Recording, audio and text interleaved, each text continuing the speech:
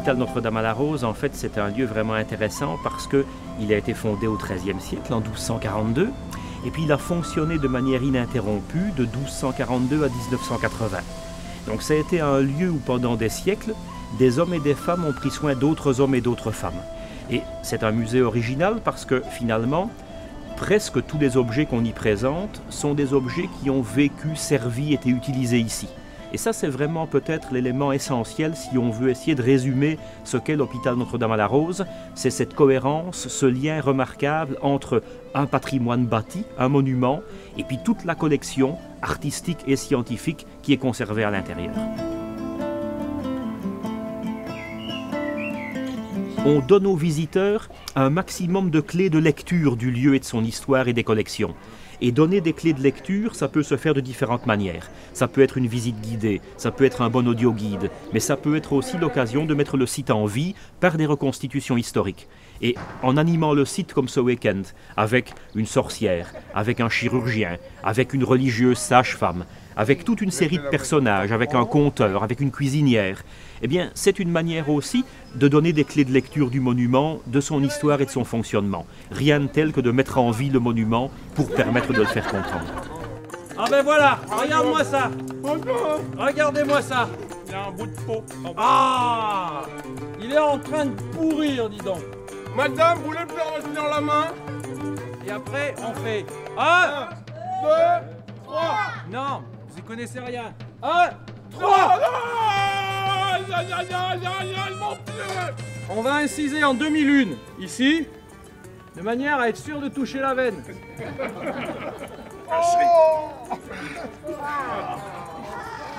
Faites tourner, et vous verrez une accumulation de bulles qui remonte en ligne droite. L'urine fait le chapelet, le malade a de la religion. Un critère important de sélection, c'est de trouver des troupes qui permettent de faire vivre un site comme le nôtre et qui donc vont bien sûr être des troupes dont les animations s'intègrent dans un lieu comme celui-ci. Et pour aider l'individu atteint de fermentation du dedans des boyaux, les œufs de fourmi.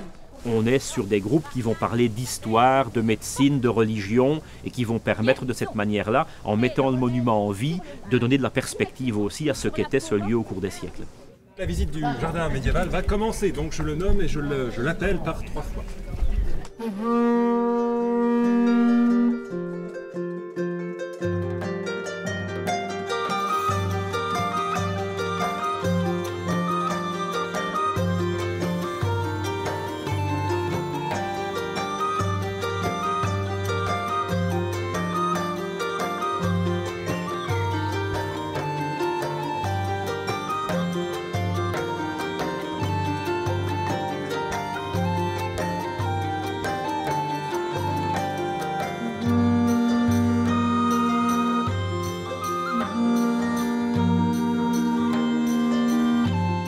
Ce jardin des simples, les simples médecines, l'herbularius, c'est le jardin des plantes médicinales, c'est la pharmacie. Et comme ici, à Lessines, dans nombre de monastères, on avait, à ciel ouvert, une pharmacie. Cela offrait plusieurs avantages. C'est que, souvent, on regroupait les plantes en plusieurs catégories, selon les types de maladies à traiter. Ce que je remarque vraiment dans le public qui vient, ils sont vraiment intéressés et intéressants, il y a beaucoup d'échanges aussi avec eux, ils sont vraiment fascinés par tout ce que les anciens pouvaient savoir. Et effectivement, on voit que dans le passé, on connaissait énormément de choses sur les plantes. Qui a de la sauge en son jardin, jamais ne verra de médecin. Y a-t-il des médecins dans la noble assemblée? C'est très bon, donc à l'intérieur contre tout ce qui est problème pulmonaire, elle est tonique, elle vous renforce le système immunitaire et aussi tout ce qui est problème de gorge, d'angine, etc. C'est vraiment un voyage dans le temps, un voyage dans le passé et un voyage sensoriel. Ça, c'est très important et c'est ce que les gens apprécient aussi, c'est qu'on peut voir la plante, toucher la plante. Ah, c'est ça le plantain. Ah, c'est ça l'absinthe. J'avais entendu parler, je ne savais pas que c'était ça cette plante-là. Et outre de la découvrir physiquement par les yeux, on va aussi pouvoir la sentir, la toucher, éventuellement la goûter. Et ça, c'est très riche. Et on se retrouve finalement, on retrouve contact, on renoue contact avec la plante elle-même grâce au jardin de Lessines. Ça, c'est important, je trouve.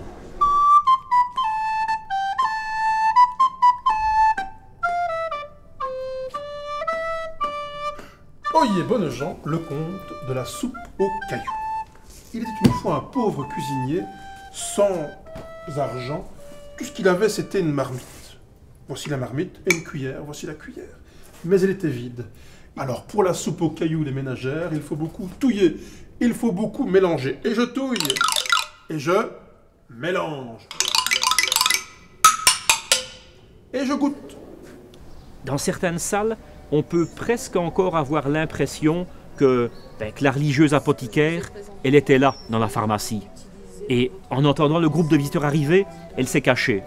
Et quand le groupe sera parti, elle reprendra sa place. L'améthyste va soigner tout ce qui est gonflement. La sensation de gratouillis pour les piqûres de moustiques, etc. disparaît instantanément. Et vous allez voir que votre enflure va diminuer. C'était un peu un projet fou, que de dire on va faire un lieu de tourisme, de culture, un musée, un lieu de plaisir, de découverte, d'émancipation des visiteurs et du public, dans un lieu qui pourtant pendant des siècles a quand même été associé à l'idée de la mort, de la maladie, de la souffrance. Alors pour ça, je pense qu'il faut dédramatiser. Et dédramatiser, c'est aussi éventuellement animer le site comme on le fait ce week-end. Parce qu'avec la présence des comédiens, des acteurs, des reconstitutions historiques, eh bien ça permet, si j'ose dire, pour faire médical, de faire un peu plus facilement avaler la pilule.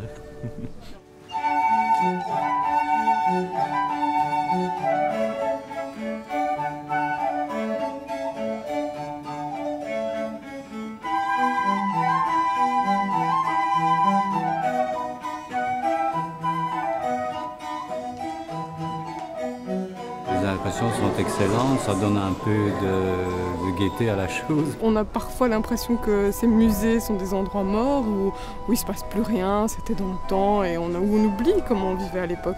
Tandis que proposer ce type d'animation, ça donne envie au public de revenir, de redécouvrir le musée à celui qui le connaît déjà, et puis à d'autres de les attirer tout simplement pour rendre ce musée plus vivant. C'est vraiment très ludique pour les enfants et les familles et c'est beaucoup plus plaisant de faire un musée dans ces conditions que dans des conditions traditionnelles. C'est vraiment très très intéressant. Je ne regrette absolument pas d'être venue pour voir le musée, franchement. Et nous sommes un groupe d'infirmières, donc avec 30 ans d'expérience, on est super contents de venir voir ce musée ici. C'est un site exceptionnel, je trouve, Félicine. Donc voilà, rien que pour la visite du site, ça vaut la peine. Je suis très très heureuse d'être ici, d'avoir fait connaissance des gens qui s'occupent du musée. Ce sont des passionnés, ça se sent. C'est un lieu parfait pour faire ce genre d'événement. Et puis on a un bon public aussi, donc qui est intéressé par ce qu'on raconte et qui n'hésite pas, je dirais, à poser des questions, donc tout va bien, quoi. Des musées comme celui-là, où là, ça a été habité il y a encore 30 ans, où on voit que le matériel il est là, il est à sa place quasiment, quoi. Il a été décalé de quelques mètres pour aller dans les vitrines, mais c'est tout.